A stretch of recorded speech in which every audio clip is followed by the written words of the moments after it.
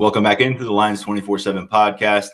Here from snowy Happy Valley, I am Tyler Donohue. He is Sean Fitz. A fresh episode of the podcast here for you. We got Brian Dohn coming up, who's always a welcome guest. He's back to talk about a bunch of stuff, but most notably the 2023 Junior Day class impact that we just saw Penn State put on, hosting a bunch of players from the region, from as far away as Florida. A lot to sort through there.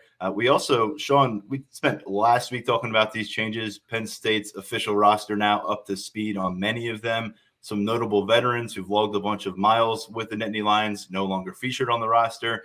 10 new players are. What stands out to you right off first glance? Let's see. We'll catch up on where we left off last time. Noah Kane and Joseph Darkwa in the portal. So nothing really surprising from those portal guys that aren't there. Of course, Norval Black, Des Holmes, Enzo Jennings, the other scholarship guys. I guess you can include Tyler Rudolph in there, of guys that aren't on the roster anymore. Roberson just signed with UConn yesterday as well. But yeah, I mean, not a ton of surprises. We've talked about pretty much all of these guys. I think what you take away is there's two separate classes there for guys that are coming back. You've got Clifford coming back. You've got Jonathan Sutherland, as we've talked about, coming back, and Chris Stoll, an underrated aspect of that, coming back as a long snapper. All those guys going to utilize their 6 years. And then I think the conversation shifts to the guys that aren't going to use it, whether it's a sixth year or a fifth year. In a case like Daniel George, not a ton of surprises. Aeneas Hawkins going to retire. Cam Sullivan Brown, Daniel George not going to be back. I don't think that's going to shock anybody. Mike Miranda, I think, is the one that you look at and say, is he going to take a chance and find another spot? Because it wouldn't shock me at all if any of these guys popped up in the portal to find another season, because I think they're, you kind of got your own category for NFL guys and then maybe borderline NFL guys or just not NFL guys. So you've got Miranda, you've got Anthony Wiggin, who doesn't appear to be an NFL guy. Fred Hanser doesn't appear to be an NFL guy. You just wonder if football is still in their future. So I think those are the ones that you immediately look to as we open that roster. And then one surprise, I guess, not really a surprise. We talked about it on the podcast before. We weren't sure if AJ Litton would be back. Some academic things at play there. He was not on the roster. A program official confirmed he was no longer with the program. Not a huge surprise, was not with the Outback Bowl, played on mostly special teams there. So I think if you're looking through the roster, if you follow the team closely, and if you're listening to this podcast, hopefully you're following the team closely, nothing really jumps out at you from the movement that was made this weekend. I was thinking about this earlier down at the Outback Bowl, which feels like a distant memory considering how frigid the temps are and have been here in State College, Sean. It's been 17 days. Yeah, it feels a lot longer. Two guys were left active for you out of that transfer group. We know that there was NFL aspirations involved there. We talked about it before, maybe some surprise with some decisions. So that was interesting. Spent some time last episode about Penn State, maybe not duplicating that splash, at least thus far in the transfer portal. They only had two guys active left on that roster. Now that we know AJ wasn't available or was on his way out, Eric Wilson and then John Dixon, it just that was one particular part of the roster. I don't really think we talked about enough during that week. It was as if the roster, the transfer class never really existed after the regular season. Yeah, I guess so. I mean, Dixon obviously playing the long game here, as he was brought in as a redshirt sophomore. That makes sense. I mean, you got guys like Derrick Tangelo, who's out of eligibility anyway. Ebiketie still had another year, but nobody expected him to use that or knew that he was going to use that or anything like that. And Lovett has kind of just vanished up like dust in the wind. That transfer class, I think it paid dividends in certain spots and others, you just kind of expect that from a transfer. You've got Eric Wilson, who started 11 games, but I don't think blew anybody away. But at the same time, those 11 games are valuable, or 12 games, I think it was. He may have missed the Rutgers game with the flu that was going around. It's kind of what you would expect from a number of those guys. You hit hard on some of those spots, and you got pretty much nothing from a couple of those spots. I will argue that Litton was valuable. I mean, for a year, you got special teams gunner work out of it. And honestly, if you're going down this rundown and seeing who's not on the roster anymore, one name that jumps out at you is Drew Hartlap. I mean, he eventually did earn a scholarship, but you're going to miss that guy next year, and you're going to miss Litton, running down. Gunners are, it's not an easy job. You can find those guys, but it's not an easy job to come in and do right away, as we saw Litton in the first game.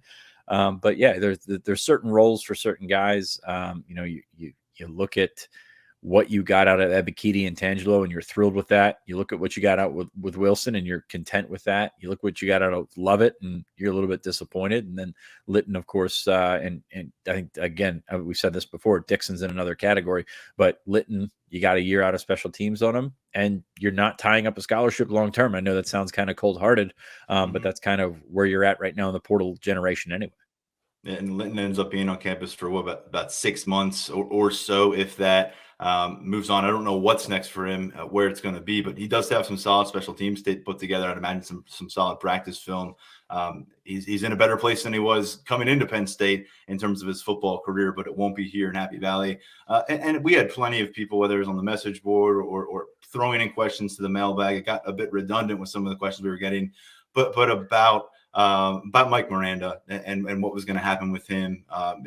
Was he going to be a guy that would come back and have the option to come back and play yet another season of football? We saw a lot of him at both guard positions, of course, settled in at center basically this entire year. Juice Scruggs was the guy late. We think he'll be the guy moving forward. But he's moving on here, and it's a hole to fill, but it presents Phil Troutwine with another option, or we've talked about it. Who's going to play where? Anthony Wiggin now out of the equation, it would seem.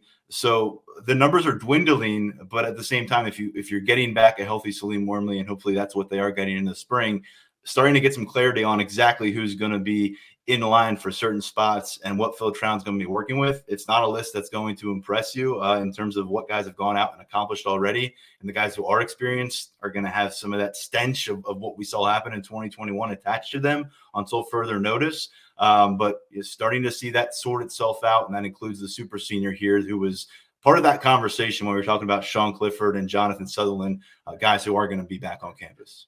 Yeah, didn't really expect Miranda back. I think sometimes it's just time. I mean, you look at the last couple of years, and Miranda was kind of the prospect that he was labeled as, came in with the high floor, the low ceiling. I think he achieved that high floor fairly quickly and was a multi-year starter. And certainly there's a spot for that in every offensive line.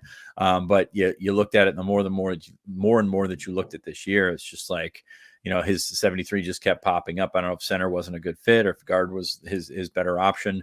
But if you're surveying Penn State fans in terms of guys that they were cursing this year, Mike Miranda came up quite a bit. And to his credit, multi-year starter, tough guy, played a lot of football when he was banged up, no doubt about it. But at the same time, sometimes it's time, and you can push forward through that. You're going to have to replace not only Miranda, but also Rasheed Walker at left tackle. You like what you saw about Avolu Fashanu. You like what you see out of Landon Tangwall. You hope you get Salim Wormley back, and then you hope to hit the portal. And I think before we get to recruiting talk, I think that was one of the questions in the 5-star mailbag. Why don't we just jump into that?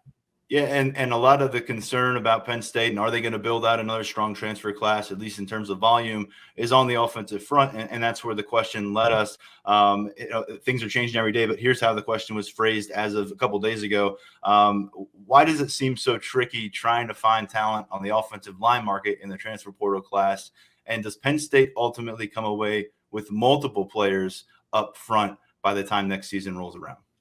Well, it goes back to the big secret of offensive lines and offensive line recruiting is a lot of these guys are bad. Like we saw Penn State's offensive line was a special kind of bad this year. I'm not going to try and lump them in with everyone else, but it's really hard to play offensive line these days, especially when the guy in front of you is probably the same size as you and more athletic. But beyond that, I mean, you've got a lot of guys who have played a lot of ball. I mean, you take into account maybe a guy like Mike Miranda, who we were just talking about, goes into the portal. He's got 3 years of starting experience. He's an all Big Ten guy. On the surface, looks pretty good.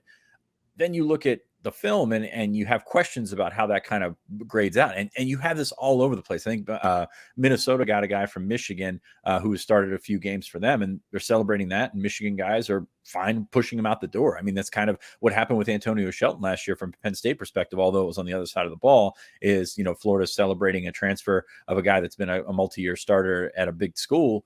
And then he gets there and it's probably not all it's cracked up to be. So it's probably like that at every position in the transfer portal. But if you take a look at the offensive line, it's just so much harder to evaluate. You look at the guys that Penn State has gone after, and Hunter Norzad's a guy that we've talked about a ton. And by the way, very timely question, because Penn State staff was in Georgia yesterday to meet with Norzad and his family. They were at Vanderbilt yesterday to meet with Tyler Steen, the offensive tackle from Vanderbilt. So very timely question on this one. But yeah, you got to find it's the same thing as high school. You got to find the right fit, but these guys are so much more developed. It's how much of that is masked, how much of that can fit in your system, how much of that can fit with your coaching style with Phil Trautwein. There's so many questions in the offensive line. And what it boils down to is at a school like Penn State, there's probably only 4 or 5 guys that are really, now that might be shorting it a little bit, but only 4 or 5 guys that really look at what you're trying to fit into that sort of square peg into the round hole situation that is the portal. So you've got a guy like Norzad who doesn't, if you're putting him beside a former 4 or 5 star guy coming from, say, Michigan or Notre Dame or something like that, he's not going to be shiny. But you got to look at the prospect right now, and that's what the coaches are doing in terms of how they can fit and how they can sort of, I guess, tinker with what they have. And you've got a guy like Tyler Steen, who's probably a right tackle, but also if he goes pro, he's probably a guard. You've got those questions, and we've seen this with offensive line recruiting. You want all the tackles that you can get, but not everybody's a tackle. Not everybody can be a good tackle. So I think that's what makes it so tough, is these evaluations when you've got a guy playing against Ivy League competition, or and then you put him up against a guy that's playing SEC competition. Then if you're Phil Trautwein, you look at Eric Wilson and say, he looked great against Ivy League competition. How does that compare to what Hunter Norzad looks like? There's so many questions on the offensive line about how you can try and figure out, if this guy fits. To me, you got to be a little bit lenient. You got to give a little bit more than you would, say, on a typical evaluation for a high school guy, maybe a junior college guy, because you only have a year or two, and because that those guys aren't going to come available if they're truly good players. They're going to be few and far between becoming available. We saw a kid from Louisiana going to Florida this week, Osiris O'Connell, I think his name was. That's a guy that could play at a lot of schools, but that combination, or that connection with Billy Napier there, made it obvious that he was going to Florida from the jump. So the portal is so fascinating because there are so many subplots here at play. And with Penn State's offensive line recruiting, you've only offered 3 guys so far, in Norzad, in Steen, and then Sabota that ended up at Virginia. Sabota, I don't know that he was, the best. I don't know. I don't want to dump on the kid, but I don't know that he was a great player either. I don't know that Steen's a great player. I do like Norzad a lot. I've talked to a lot of people in the college game that really like what Norzad brings to the table. So hopefully, if Penn State lands him, he could be an impact guy. But yeah, the guys that you bring in, especially in the offensive line, it's magnified. You're not guaranteed to hit on. I know Lance back there listening is keeping his fingers crossed that Rutgers' plunge into the portal on the offensive line is going to pay off for them in some way. A lot of wild cards there. And you mentioned how guys, who are available can become shinier than you might imagine. I think you look down at what's happening in Nashville, with Tyler Steen right now. There's a story up from Andrew Ivins up on 247 Sports right now about how Steen has become quite the commodity. He's played a bunch of football, started 30-plus games for Vanderbilt. But I bet you there's some people maybe in that building, maybe some people who have watched that program that are seeing this kind of Power 5 interest generated in the SEC and the Big Ten, and James Franklin coming back to town and spending time with this guy. Maybe that's eye-opening, and I think, maybe in some ways a lot of people saw Noah Cain landing very quickly with an LSU. That was a bit of a surprise, I think, for people, even when you can connect the dots to Baton Rouge. And by the way, this all probably plays into the hope that there's a rebound for Noah Cain physically and from a health standpoint.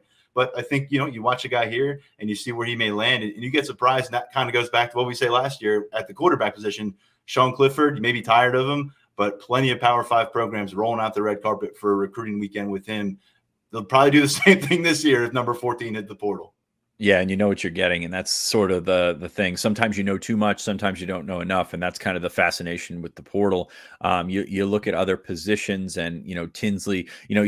It's so easy to get wrapped up in where they come from, what their high school rating was, how many catches they had, and things like that. It's just you got to go to the film and evaluate it, and that's a tough thing to do because as we saw, John Lovett had some pretty good film from Baylor. didn't end up translating to the Big Ten or to Penn State.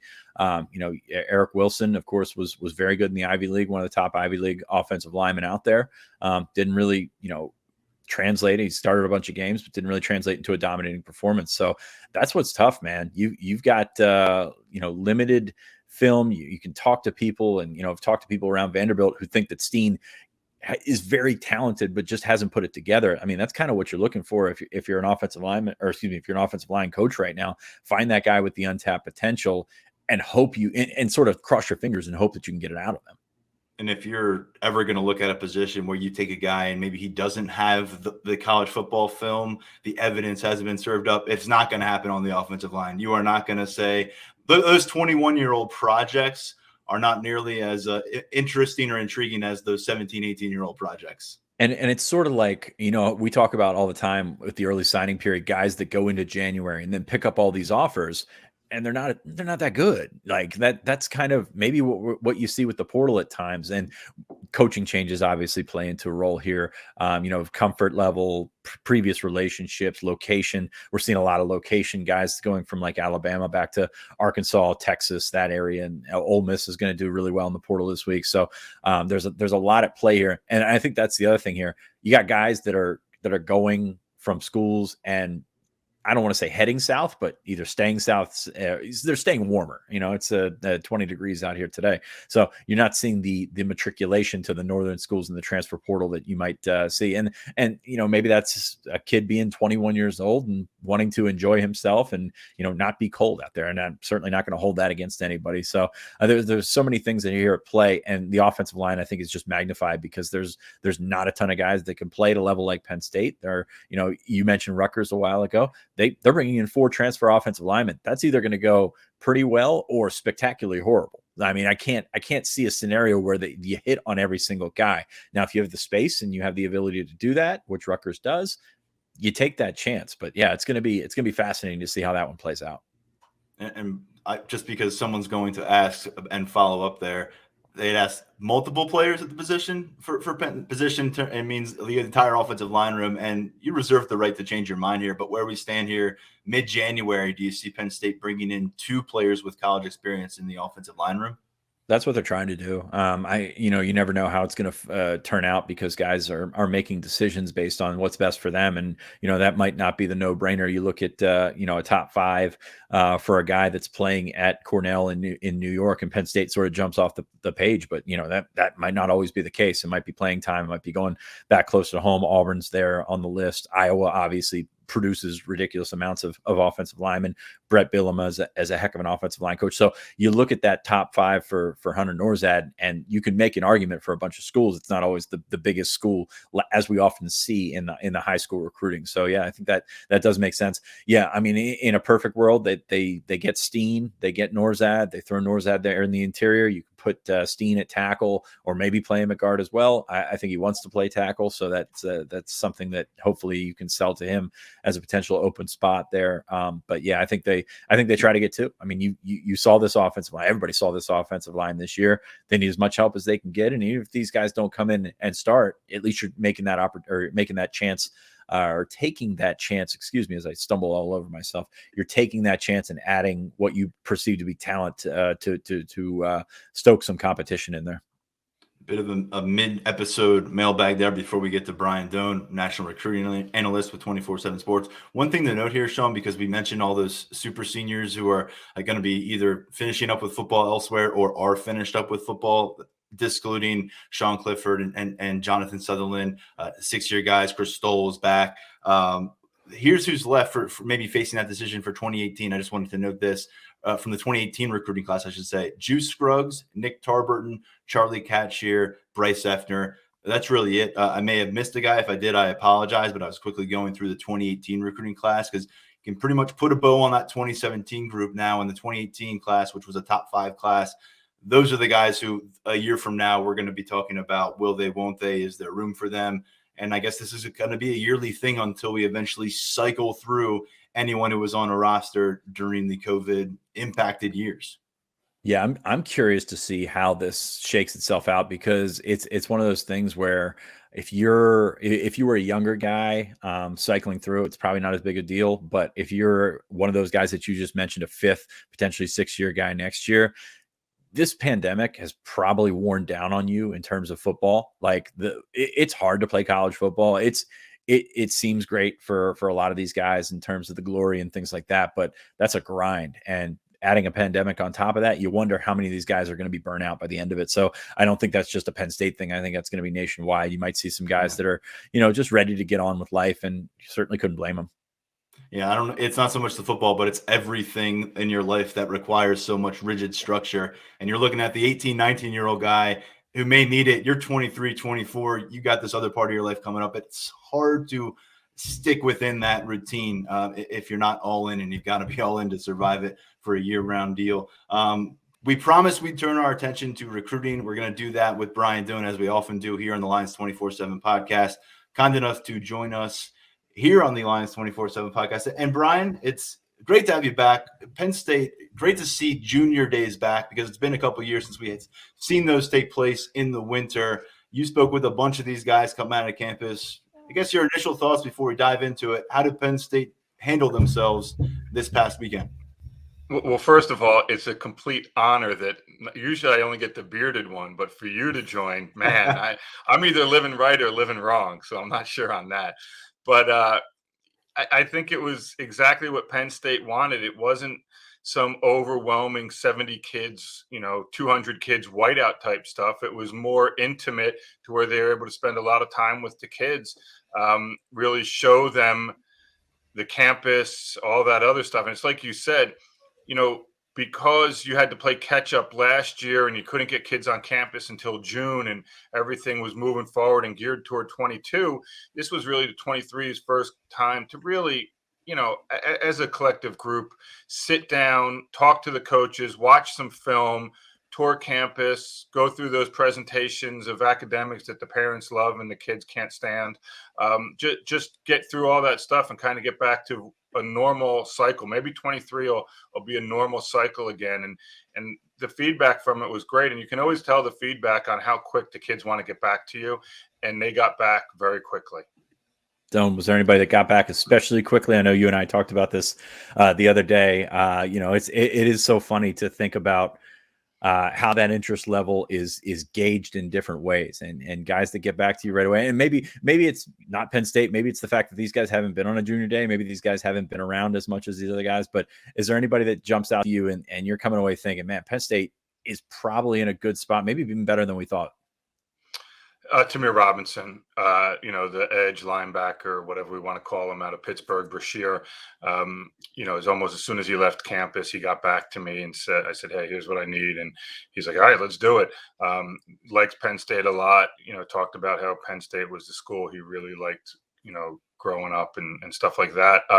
But yeah, for him and to be able to sit down with Manny Diaz, which was big. I mean, don't forget, when you had coaching changes in the past couple cycles, these kids had to do everything through WebEx and all that other stuff. I mean, he got a chance to go to campus and talk to Manny Diaz about, hey, here's how we envision you in the defense.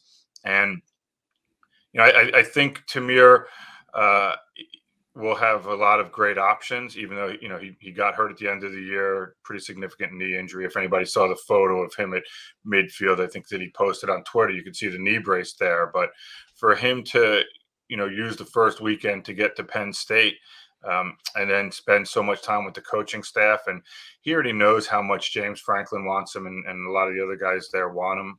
But to be able to speak with Manny Diaz about, hey, here's your fit, I think that was really important. And I think he left. I always thought Penn State was in a good spot with him. And I know you did too, Fitz, but I left it thinking even more. And no, I'm not ready to put in a pick yet. It was coming. You knew those questions are definitely coming here. Dohn, you talked for a while during the pandemic when Penn State was really having a touch and go, dicey situation throughout the 2021 recruiting trail about how they were missing, especially just the campus experience, getting guys into town. this was a cold January Saturday in Happy Valley. Fortunately, they got in before the snowstorm that hit on Sunday into Monday. But, it's a cold day.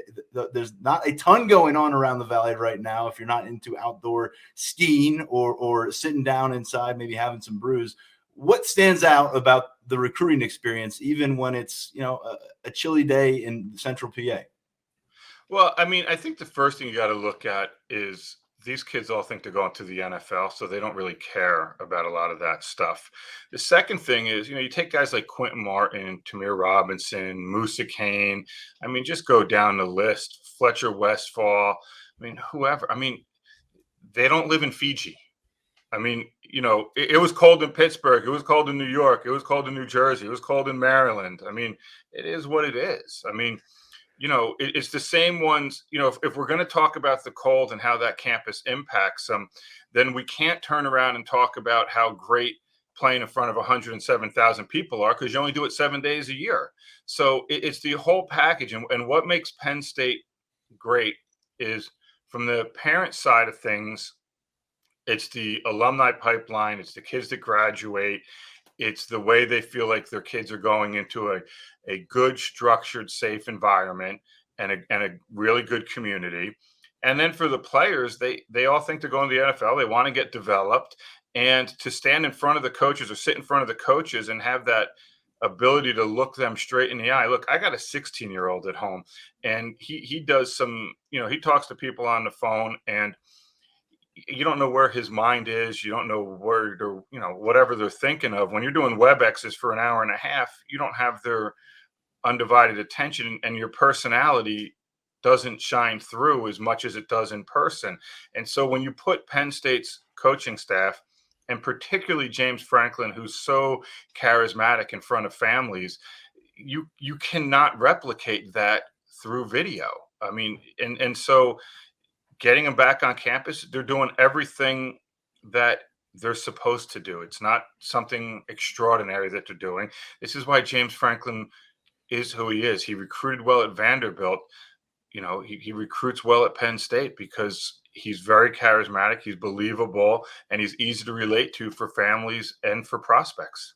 And for our listeners and our viewers on YouTube, we could say the same about Dohn. His full personality does not come through on the YouTube. So, Fitz, is your wife okay after you made her do all the shoveling of all that snow? She is. She's great. So so this weekend, Phil Troutwine, very busy. A lot of offensive linemen on campus. You go down the list and sorry, I got a visitor in here. You got Sam Pendleton, the offensive lineman from North Carolina. I think he impressed a lot of people this weekend. Yeah. Very, high academic kid, great. One of those guys that gets back to you with great answers and things like that. And that's certainly, I think he's on the rise in the rankings nationally after a good performance down in San Antonio. You have Evan Link, who we talked about as a big target for Penn State, very important target, I think, for Penn State as a natural tackle in your in your footprint. Well, they recruit tackles? We don't need to start with that. Yeah, the board has enough of that right now. Evan Link from Gonzaga, of course. Olu Fashanu came from Gonzaga as well. Samson Okunlola was up. You mentioned Fletcher Westball, even though he's a 2024. This kid's 6'8" plus. I mean, it is absolutely huge tackle body. And then Anthony Donka, who really we haven't talked about a ton. He's got a couple of offers right now. Yeah, he's completely unknown. I think he's got Penn State and West Virginia right now, but I think that'll change. He could be a potential tackle. Looks like there's some potential tackles, but a lot of talent on hand this weekend in the offensive line room. Yeah, I'm really glad you brought that up because when I'm dealing with stuff all over the region with visitors and everything, it's easy for it to slip my mind that just how good the offensive linemen were that visited. And that doesn't even include Jasir Peterson from Union City, who didn't have an offer, decommitted from Rutgers so he can go visit, did not get offered on the visit. And I was told that they want to continue to evaluate him moving forward. But I think, Fitz, I'm glad you bring up Pendleton because, yeah, he's a kid that's going to push to be a top 247 kid after what he did down in All-American Bowl at the Combine. And Anthony Donka is, he doesn't come from a play, what is it, Leesburg, right? Yeah. It's a new school. It's a new school. It is. I think it's the same school that Bryce Duke went to, who signed with Virginia Tech. But he's long. That's right. It is Lightridge. I'm thinking Aldi Lightridge. I'm thinking of something else. But anyway, so you're looking at Donka, who is a long, athletic kid who moves very well, has a ton of potential, and he has a ton of room for growth through his frame, through his technique. He's athletic as can be. When I wrote the story for Lions247, I'm not going to lie, I thought there'd be a lot more action on it with people saying, hey, giving their thoughts on what kind of prospect he was and the importance of Penn State to get him. Then it goes back to what you said. He's relatively unknown, hasn't done many interviews. He's a great kid to talk to. I mean, he's a lot of fun to talk to. And I just feel like that's a kid Penn State needs to get. Pendleton, if they can pull Pendleton out of North Carolina, I think that would be a great get for them. I think with the amount of schools that recruit North Carolina, it's not an easy thing to do. Now, clearly they'll get kids out of North Carolina, but it's not as easy as getting a kid maybe from Aldi, which is, from looking at the map, it looks like it's kind of west of Washington, D.C. kind of deal. But, there's just so many kids out there on the offensive line. And Okunlola visiting was huge. His brother signed with Pitt in the 22 class. Getting him on campus was enormous. He went to Georgia. He's been to Florida. So kind of building that relationship. Now, they know Troutwine from his time at BC, and Troutwine's still pretty well known up in New England. But, yeah, you look at it, and they have already a pair of commitments in the class on the offensive line, and that's a great start. But it was really an impressive offensive lineman list. Well, before we get into the next question, I mean, you kind of found yourself at this crossroads in the last couple of cycles now when they were allowed to visit. That's a big difference from last year. But you get a lot of interest early. You got guys talking up Troutwine, Lime Grover, whomever it is. You get guys on campus, remember guys like Tristan Lee, Wyatt Millam, Nolan Rucci, guys like that. Now it's about finishing. So you've got to get these guys back at some point. You look at how the calendar works out. These guys are probably going to go elsewhere the next 2 weekends. Then you're going to have that dead period in February and come back at it and try and visit for spring break or spring practice or something like that. That's when your next wave of visit happens after that February dead period. But I don't want to say the pressure is on Phil Troutwine, but he's got to get some things done here. And you look at guys like Link. I mean, he's a guy right in your backyard essentially. You've got program connections there with Gonzaga. Now he's going to visit Stanford at the end of the month, and I think that's a really important trip for him. But that's a very gettable guy, and that's a guy that you should get if you're Penn State. And then Pendleton's probably a little bit on the outside looking in, but you want to position yourself to be in with Okunlola. Okunlola is kind of all over the place, and I don't think that's a surprise after watching his brother go through the process in the last cycle. But yeah, you want to position yourself, and it's great that you have a couple of commits already and potentially a third in Mega Barnwell, because he could play on the offensive line, could play on defensive line. It's hard to say, but if you're looking to throw numbers at a position, I mean, you got to set yourself up and you got to finish if you're Phil Troutwine. Yeah, I think they're all great points. The one thing I'll differ with you on a little bit is Evan Link with Gonzaga on whether he goes to Stanford or Penn State or what happens there. Stanford's a different animal, and when you can get a kid in early, and you're talking about a school at Gonzaga where obviously academics are paramount as well. If Penn State lost Evan Link to Stanford, it would be disappointing and crushing, but it would be understandable. I mean, I'll never fault the program for losing a kid to Stanford. That's just the way I look at things. Just because of what that degree can mean, and it's no disrespect to any other degree, but it's just something different. And having lived out there for a long time, I understand the power of it a lot. But yeah, you're right with these other guys. I mean, how do you make the leap to be that elite program, to be a contender for the college football playoff? Well, you do it by being able to run the ball in the Big Ten. You do it by being able to protect your quarterback. And you got to make sure that you're bringing in those offensive linemen. And I think when you go back, and I mean, we've talked about this a lot, they've had good offensive linemen. They've had some that were better than good, but across the board, they need to be great. And they need to get these kind of kids. It's great to develop them. It's great to teach them, but it's a heck of a lot easier to teach and develop some kid who's 6'6" and really athletic than some kid who's 6'4" and kind of athletic. Yeah, and the other thing to add to that is 2 offensive linemen signed in the 2022 offense or in the 2022 class, 2 offensive linemen signed in the 2021 class, and Nate Bruce didn't make it to summer practice. So you've got an opportunity to throw numbers at it, and I think that's kind of what you have to do at this point. You can't just keep relying on the portal, relying on junior college. No, and I heard you guys talking about it before when I was waiting to join you guys, and the portal thing for offensive linemen and defensive linemen is really skewed. Whereas because there's so few of them, because everybody needs guys on the line of scrimmage, schools get involved with kids that you would not think they should be involved with just because there's not a lot of guys out there. And then you're talking about the offensive lineman from Cornell. Now he's a grown man who's been in strength program for a few years. And so he's somebody that can come in and play and patch a hole right away. And so more people are going to jump on him because maybe some younger kid isn't in the program. And you're seeing it across the country with stuff. Sometimes kids get offers and first time I'll be like, really? And then I'll do a little more digging. I'll be like, oh, okay, it makes sense. Their guy's not ready yet to play, and this guy can come play for a year. A name that kind of jumped off the list of visitors and someone that you caught up with here, Jaden Bonzo out of St. Peter's Prep in New Jersey. Some questions about him because there is no ranking yet, and people always wonder with a kid like that, the offer list. Can you kind of shine the light on the prospect here and why it was so important for him to make this trip to Penn State? Well, he wanted to get there, first of all. I mean, he's been trying to get there for a while. I mean, a lot of these kids will have ratings, by the end of the week. I've taken a different tack this year. Instead of just slapping ratings on kids at certain times, sit there, get a full look at what they were as juniors and get some ratings on the tapes there, because their sophomore seasons in many cases were so disjointed, even if they were playing games. I mean, you talk about St. Peter's Prep with Jaden Bonzo. St. Peter's Prep, when 2 years ago, they played 2 games where they didn't practice before the games because of COVID stuff. And so, trying to just take your time with that. If you didn't see the kids in camp, which I had not seen Jaden in camp, so I got to see him in person this year.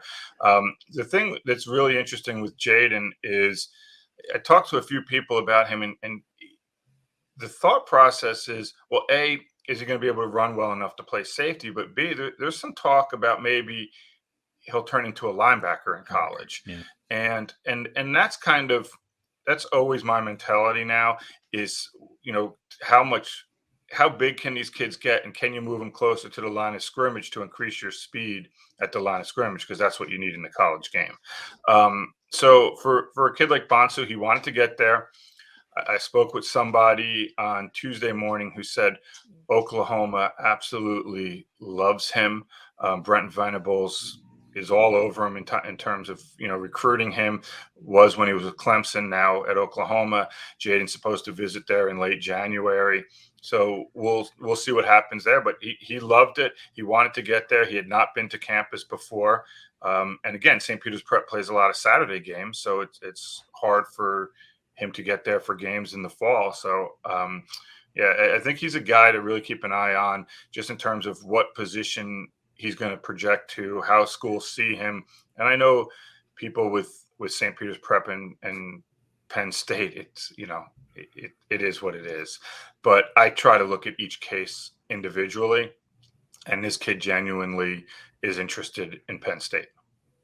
I'm not falling for it. No, I'm not gonna say anything. But you mentioned a guy earlier, and maybe one of the more talented guys that visited, regardless of class, Quentin Martin, the running back / athlete from Belle Vernon, Pennsylvania, 2024 kid, 6'1.5", 6'2", 190, very talented. Just kind of, I think we have him at number 40 in the 2024 rankings.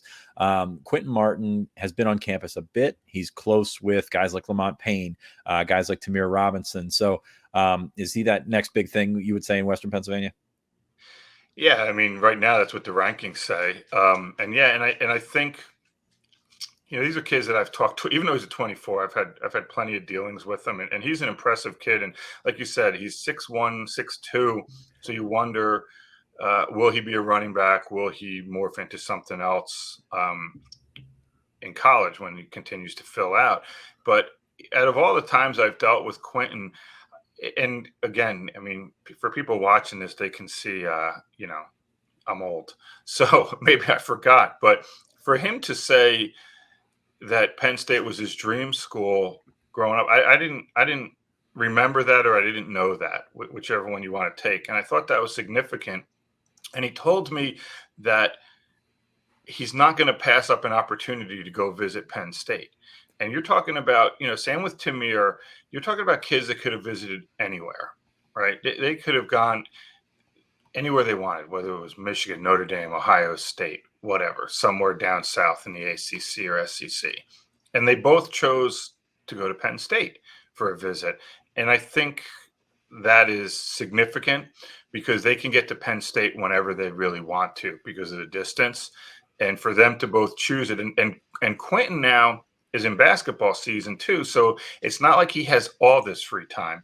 And he chose to go to Penn State. And I think that's significant. And I think Penn State, again, I'm not putting in a pick yet. He's a 24. We'll address it later. But I think Penn State sits far above everybody else right now.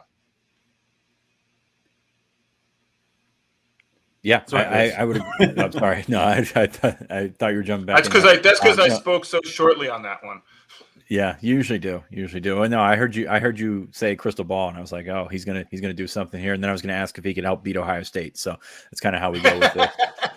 So a weekend like this, big picture, Penn State gets not only a bunch of top prospects from the region, but also Derrick Leblanc and right. John Walker from the Orlando area. You and I were just down in Orlando a few weeks ago. It's a much different area than it is Central Pennsylvania in January right now.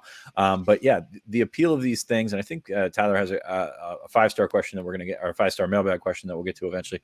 But the appeal of these things, on a general sense, you've got schools that are positioning themselves to make a first impression coming out of the winter break. You've got schools that are trying to set up for that last weekend in January. Penn State's going to host guys every weekend, but I think you saw the invitations was for the first weekend, for the last weekend. How much of this race is going to set them apart in setting the table for the 2023 class? Basically, how important is this time period for this cycle right now for in the big picture in this class? Yeah, it's significant in a couple standpoints for me. First of all, you hit it on the head. Getting a guy like Sam Pendleton on campus, who is going to visit a bunch of other places, right? Who Clemson offered just the other day, right. Yeah. Right. So you make an initial impression with him, and this so he has that, and you always save stuff for later on for guys like Pendleton. Hey, we need you back to campus so you can see X, Y, or Z, and Z. So I think it's important from that. You look at a kid like Evan Link, who visited Penn State, doesn't have anything coming up for the next 2 weeks, and then he's going to go visit Stanford. And I get the sense that it's going to be between those two schools right now, unless something else changes. And so for him, it may be important from, hey, we need to go all out and show him everything right now, because he could decide at any moment after he gets back from Stanford, does he want to get it done early, or do we try to get him back later? So I think, for me, it's always good to get the first shot in this January window, because you want to make sure, A, they're fresh. They can't wait to get out and learn about your program because they haven't done it yet. By the end of January, it could be their second, third, fourth, fifth visit, and maybe their attention span isn't as long. Maybe they're a little weary, or they've heard the same thing time and again. You get to hear now, oh, that's the same thing Penn State told me, instead of, hey, that's the same thing South Carolina told me, or the same thing Ohio State told me. But for the most part, you're using this January visit to, A, impress the family and make sure they understand the academic and graduation portion of it, and B, set it up to get them back on campus again in early March, when you can get them there. And then from there, you're going to try to get them back for either a spring practice or the spring game. So for each kid, it should set up differently based on when they want to make decisions. But to get them earlier, to me, is always huge. I mean, Penn State clearly wanted a lot of their top prospects on this weekend, and so they did a good job, especially on the offensive line. When does name, image, and likeness come into play here? Like, because this is something that we're watching in real time change, and it's so important for these guys. And these 23 and 24 guys are seeing guys that are 2 years older than them starting to get paid, and that's, dollar signs in the eyes can change a lot of things for a lot of people. How much time do you spend, if you're Penn State, talking about NIL? Because I've said it before, I don't think Penn State is on the forefront of this at all. So I think that it's probably a minimum on the from their angle. But when does that all come into play, especially in this cycle when we think it's going to be a fairly important tipping point for some guys? I agree that it'll be a tipping point for some guys. And I think to say that Penn State is behind a little bit, I don't know. I feel like there's a handful of programs that are out in front of everybody else. And I feel like a lot of people are trying to figure out how to do it.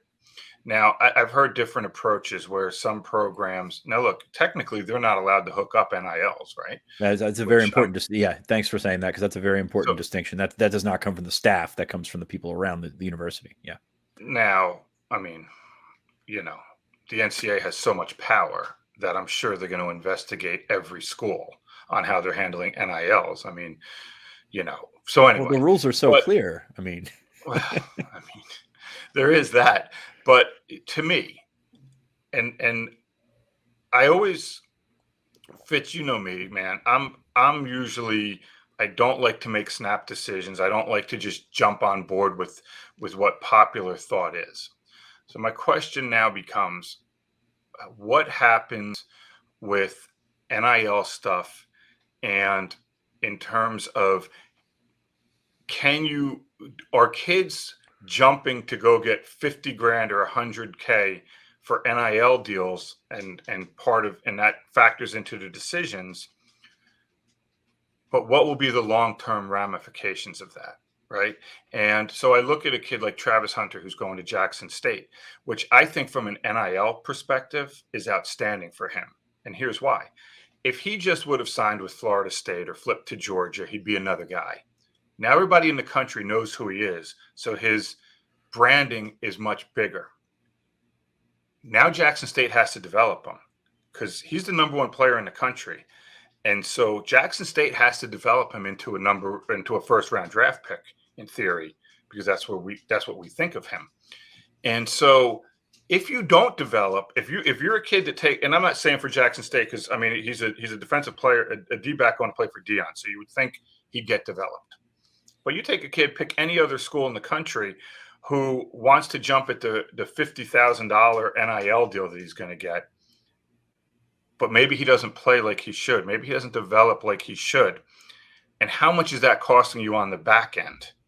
How much is it, hey, I jumped for 50K here, but I could have gone to this other school, developed more, been in the NFL, and made 40 million instead of $1 million or 500K, or I got hurt, my NIL stuff was gone, and this degree isn't nearly as powerful for this other school that I could have gone to. So I think it's really simple to sit here and jump all over the NIL stuff and go, oh, you got to do this, you got to do this, you got to do this. In reality, I still want to see how all this stuff plays out. Dohn, we did have a 5-star mailbag question, which we thought would be appropriate for you, because it is interesting. Because I'm a 1-star, so it's the other way. No. It's a nice opportunity for people to hear from someone else than us on this subject, which we have been talking about a lot of late. Penn State 11-11. Penn State is 11-11 since 2020. I think you know that, and yet they just signed a top 10 recruiting class that they got to the finish line without losing guys as the team went downhill in November into December. And they also have a top 10 recruiting class set up for them early on in 2023. Question is, how has this worked out for Penn State? Whereas you see teams dealing with losses on the field, not translating to their classes imploding, hasn't really been the case for Penn State in, let's say, the last 15, 16 months. And let me break in here. I'm excited for someone else to answer it too. So go ahead. Yes.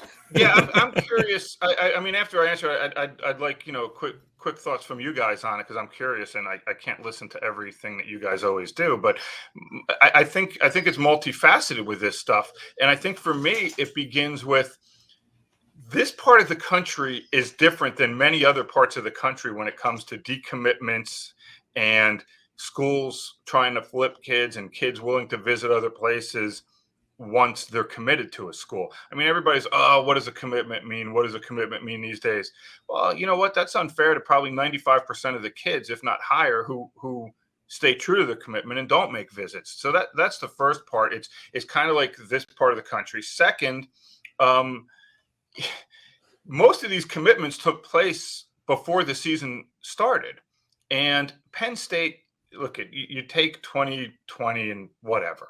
Right. Again, I know Penn State didn't miss games, but did they miss practices? What was it like? How many guys were missing practices because they were waiting for tests or tested positive and didn't play? Or, it was so disjointed that, to me, 2020 is really easy to wash away. Now, if you went 8-1, you're not going to wash it away because it's recruiting. So you try to use every advantage. And then you look at this past year. Yeah, they struggled, but if their quarterback didn't get hurt, I maintain they would have been much better, which again is easy to explain away. It's easy you've already had these great relationships with all these kids who are committed. It's not like they're looking for a reason to jump. They're looking for more reason to believe and tell their friends in school and tell the other recruits and commits and younger kids, hey, this is why I chose him. It's just, the quarterback got hurt, but look at all this other stuff we have in place. It's about relationships. The only time recruiting is no longer about relationships at high-level programs is when that coach is about to get fired, because it's really hard to recruit against that. And James Franklin is not about to get fired. I mean, shoot, he just signed a 10-year deal. So you can explain a lot of it away. He's a very believable person you guys deal with him enough, with press conferences, and I'm sure you see him around and chat a little bit after press conferences or whatever, and you kind of know who he is. He is a very influential and believable person, and so why would you decommit? And then I go back to it. Look, kids are picking Penn State because they want to play football at Penn State, but parents aren't in their ear going, "Hey, maybe you should look here," very often because of the graduation and because of the degree and because of the alumni pipeline. So, to me, wins and losses matter when you're trying to move from 10-2 to 12-0 in recruiting. And it matters when your coach is on the hot seat. Other than that, it's relationships and building. Yeah, if you are good at this, you can spin anything you want. I mean, recruiting, as funny as it is to follow recruiting, which is a lot of pessimism, unless you're Georgia or Texas A&M these days, it's a lot of pessimism. Recruiting's all about optimism. And that's how you sell it to these kids is you are the missing piece. This is what happened to us. This is what happened to Sean Clifford. Hey, in 2015, we went 7-6, but in 2016, we won the Big Ten title. So we can turn it. We've shown that we can turn it around quick. There are so many possible ways to spin this one on its head. And these kids are ready to believe. I think that's the thing that everybody forgets. Yeah. Yes. Yeah. And it's funny that you say that, because it's like, okay, if you're Alabama, right, you're sitting there and you're going, hey, come here. Your competition every day at practice is going to be off the charts. You're going to be practicing against offense. If you're a DN, you're going to be practicing against NFL offensive tackles. And then if Bama would happen to go 6-6, which they didn't, because I can't imagine, be a little bit of a message board would be interesting. But, if you have a bad year, you're like, hey, we need you to get back to where we were, kind of deal. And so, yeah, these guys do this with 100 kids per coach per year for 20 to 30 years. They kind of know what they're doing. It is pretty remarkable. 2019, it was kind of like you are the class that can take it from a 10-win, 11-win team to the college football playoff and break through. And now I'd imagine there's something that you're going to prove that this was an anomaly. The last two seasons were an anomaly, and the program is proceeding to new heights. And I did want to pick your brain real quick, because you've seen a lot of 2 quarterback classes, and they are not usually something that's sustained on the same campus very long. James Franklin has done it twice here at Penn State previously. In each case, one of those passers left campus by the time their second college season rolled around. Drew Aller, Bo Pribula, now underway with classes on campus. They're going to have that spring ball with Mike Yursich. Brian, what do you think is the most important thing about making a 2 quarterback class work? And through your impressions of these 2 guys on the recruiting cycle, what do you think Penn State did to their quarterback room this month in adding them? Well, first of all, it's almost impossible to make a 2-quarterback class work. And because this isn't running back where you alternate guys in, and you can make it work for a little bit of time. But eventually, if you're playing 2 quarterbacks, you have none, right? It's the old adage. So eventually that stuff works itself out. I think, though, with these two, with Drew and Bo, it's a little different because Bo is kind of the local kid who has some position versatility. If you ever wanted to go that route and put him in the secondary, you can do that.